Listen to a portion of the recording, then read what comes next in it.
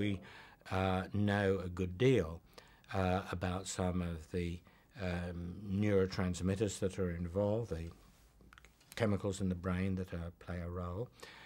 We also know something about the physiology, so that having a very low pulse rate, a low response to stress, is associated with an increased risk. Some debate as to what the mechanisms are, but it's a well-substantiated finding. And there are, of course, the range of things that go with impulsivity and risk-taking, which are associated, and those also have biochemical correlates. I mean, one needs to talk about as correlates in that there was the sort of old-fashioned notion that, as it were, there was the biology, and the biology caused, as it were, the behaviour. But it is much more complicated than that.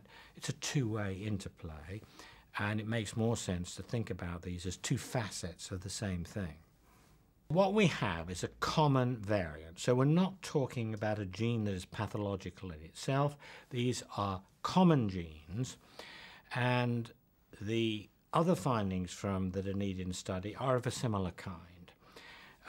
So they've looked at it in relation to antisocial behaviour, in relation to depression, in relation to schizophrenia, and the three key genes are found, one or other of those three gene variants are found in something like 80% of the population.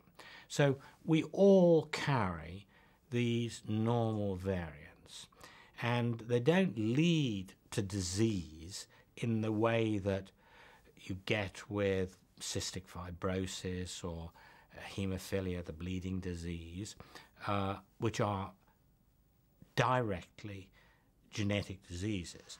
These are genes of a normal kind where one variant is having an effect on